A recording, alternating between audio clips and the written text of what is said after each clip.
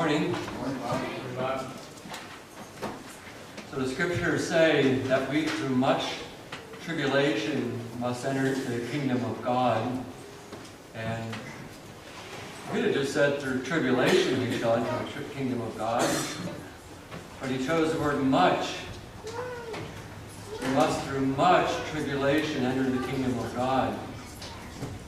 So many times, we hear popular preachers and televangelists today speaking, and their theme is come to Jesus and everything will be wonderful. And you have health and wealth and prosperity and peace and joy and love, and you will have peace and joy and love, and Jesus says blessed many times in many ways. But so many times what's left out is when you come to Jesus, you'll have Jesus, but along with Jesus you'll have suffering and persecution and pain and trials. And that part is left out. Jesus said, if you're going to follow me, count the cost. There's that one song that says, count the cost if you don't follow Jesus. But Jesus said, if you're going to follow me, count the cost, because there's going to be suffering and pain until you enter the kingdom of heaven, the gates of glory. We oftentimes forget that. I think me and my family in our season of our lives where it's front and center. It's very much in the very center. It's a very central theme of our lives right now, suffering. And Amy Carmichael, she wrote a poem, and I can't remember it all, but it begins with "Have you no scar?" And you think you're a rising star, but have you no scar? When you're following Jesus. And she said something in that poem about not drawing back when you see blood in the footprints.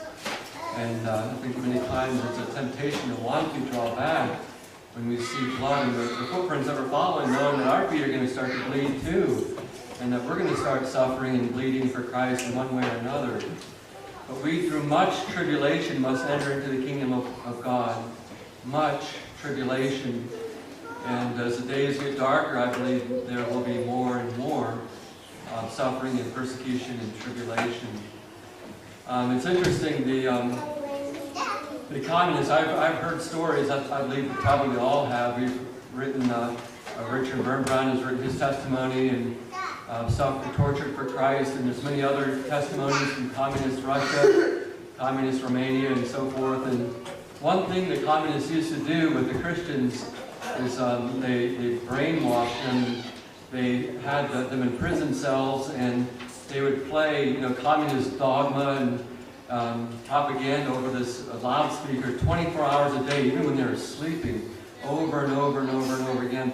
And of course they deprived the Christians of very good food and good sleep and so forth. And so sooner or later their brains just started going in a circle round and round with this communist propaganda going round and round in their brains, and they couldn't help it. They had no control over it. And there's other situations where the communists would put them on drugs and so forth and bring different temptations before them. And they, in their altered state of mind, would give in to the temptation, and then they would play the video for them afterwards. See what you did, and you're not a real Christian. Play this huge guilt trip on them. And it's amazing that Satan can accomplish those kinds of things even without the tools of the communist prison system and so forth. My mom, for example, she is losing control of her brain. And so things go round and round and round and round in her brain. She has absolutely no control over it. And she feels so tremendously guilty and so burdened and overwhelmed. And it's just amazing to me that Satan can, without the aid of human hands, the communists and their system and their brainwashing and all their evil, torturous mechanisms, can accomplish in the brain of a believer who has walked with God for 50-some years, similar things that he accomplished in the communists in the prison system. It's unreal. Absolutely unreal. And so my family and I, we're counting the cost now more than ever. And we're understanding that through much tribulation, we must enter the kingdom of God. That David, in the Psalms, he says, the enemy has persecuted my soul. In this case, it's Satan persecuting my mom in her brain. My mom is a prisoner in her own brain. It's just unbelievable, the torture and the agony that she's going through. And that God, God allows some older saints to go through physical suffering like cancer, or you name it, Alzheimer's, whatever. And other times, He allows His saints to go through intense, unbelievable mental anguish and suffering. And so the suffering that God allows His people to go through, it's, I believe there's a purpose for it. And we might be tempted to think, well, is Satan stronger than Jesus? I mean, look what's going on here. But then, as one of my brothers mentioned this week, look at the cross, and we could be tempted to think, is Satan stronger than Jesus, this weak Jesus, this weak King Jesus hanging naked on a cross? Isn't Satan stronger than Jesus? And yet through that ultimate, unbelievable weakness, Jesus won an awesome, unbelievable victory over Satan. And the power of Jesus through weakness was unbelievable. And so we see sufferings like my mom going through this awful mental anguish and suffering. And we think of Jesus on the cross and say, we don't understand, God, but in some way we believe you're bringing glory to your name. And we know that even in the midst of unthinkable weakness, that your strength is made perfect and that Satan is being conquered, even through this awful, awful weakness.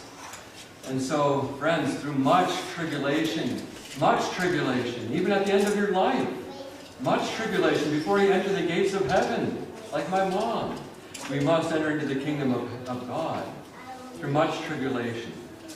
The Psalms are filled with personal testimonies, largely from David and Asaph and others, of when they went through much tribulation in their walks with God.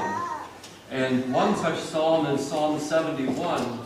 And I would like to just look at Psalm 71 briefly. It doesn't say who wrote the psalm. It may have been David, it may not have been David. Most likely because his name wasn't there, it wasn't him. But the psalmist here is going through a very, very difficult time. I believe you could say that he was going through much tribulation. And number one, he's old. In verse 9, he says, "Cast me not off in the time of old age. Forsake me not when my strength faileth." And then in verse 18, it says, "Now also when I am old and gray-headed, O God, forsake me not." So number one, he is going through just old age. And when you face old age, while your body begins to break down, your eyes don't work as good as they used to, your ears don't work as good as they used to, your brain doesn't work as good as it used to, your body starts to break down in so many ways. And the psalmist is in this stage in his life, he is going through old age. But he's also going through a very difficult time in his old age. It says in verse 20, "Thou which hast showed me great and sore troubles," you could say much tribulation. "Great and sore troubles shall quicken me again, and shall bring me up again from the depths of the earth." So he's gone through great and sore troubles. So we know that the psalmist is going through a very difficult time in his life. And there's three things, even though the psalmist is facing much tribulation, there's three things that he's committed to do, even in his old age, when his brain isn't working good, and his ears and his eyes, and you name it, it's starting to break down. There's three things he's going to continually do. It says very specifically in Psalm 71, "I'm going to continually do three things. And in these three things, I am going to maintain my focus on Jehovah, on the Lord." Verse 3, it says, "But thou, or be thou my strong habitation, whereunto I may continually resort." And so the psalmist, even in the midst of his old age, and even in the midst of his much tribulation that he's going through, he's going to continually resort to God. I think we can call that practicing the presence of Christ, being continually on purpose, consciously aware of the presence of Jesus Christ in your life, even in old age, even experiencing great and sore troubles. Verse 20, the psalmist is going to continually resort unto God, be in His presence, focusing on Him. He could be focusing on all his great and sore troubles.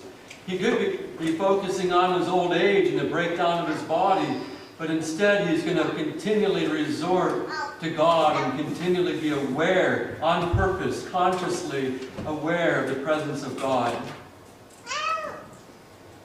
And then the second thing he's going to continually do, verse 6, my praise shall be continually of thee. Verse 8, let my mouth be filled with thy praise and with thy honor all the day, continually. So even though he is experiencing great and sore troubles, he is going to make the decision to consciously, on purpose, whether he feels like it or not, praise the name of Jehovah God, Yahweh, the Lord. He's going to praise God all the day, over and over and over and over again, praising God all the day. Hey, if you're going to struggle with OCD, obsessive compulsive disorder, why not go round and round in your brain? Praise you, Lord. Praise you, God. Praise your name. I feel terrible. I don't feel like praising God, but I'm going to praise anyway. Praise the name of the Lord. And of course, Paul said, rejoice in the Lord always. And again, I say rejoice. Over and over and over and over again, praising the name of God continually.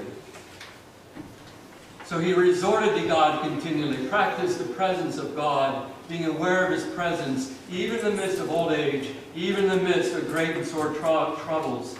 And number 2, he praised God continually, over and over and over again. But then there's a third thing that the psalmist does in the midst of walking through deep waters, and it's in verse 14. But I will hope continually, and will yet praise thee more and more. He was going to hope in God. He was going to hope in God continually, even whether or not he may or may not have felt like it. You know, it's interesting when you hope in God continually and praise His name, eventually the emotions may follow. But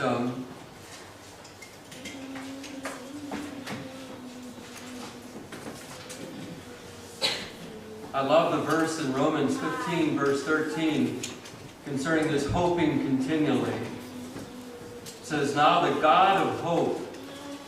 In chapter 15 of Romans, he mentions the God of patience, the God of peace, and the God of hope. And that's the God I'm clinging to right now. My mom and my dad are clinging to. Now the God of hope fill you with all joy and peace in believing, that ye may abound in hope. How? Through your own strength, through your own weakness? No. Through the power of the Holy Ghost. That ye may abound in hope through the power of the Holy Ghost. And that's what the psalmist is doing here, continually hoping in God, abounding in hope through the power of the Holy Ghost. I will hope continually, and will yet praise thee more and more. So brothers and sisters, when we're going through trials and deep water and fire, these are 3 things, regardless of what's going on in our lives, that we can do with the help of God. We can continually resort to Him and be aware of Him and choose not to focus on the wind and the waves around us, but rather focus on Jesus Christ. And then number 2, we can continually praise His name, whether we feel like it or not, to praise Him. Praise God, from whom all blessings flow. Praise Him, all creatures here below. Praise Him all above, ye heavenly hosts. Praise Father, Son, and Holy Ghost. We can praise Him continually.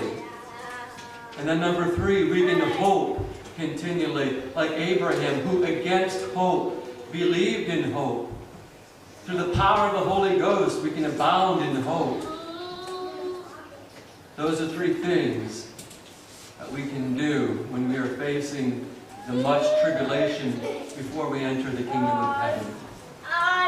Resorting continually, praising continually, and by the grace of God, hoping continually. Thankful for Psalm 71 that gives us such a powerful answer to potential discouragement and depression when we're going through great and sore troubles and much tribulation. So thankful for Psalm 71. Lord Jesus, thank you so much for the hope that you've given us even in the midst of great trials. And I thank you that the trial that we go through right now is nothing compared to the weight of glory which shall be revealed in us. Thank you, Almighty God. Help us to focus on the great and exceeding and eternal weight of glory rather than on the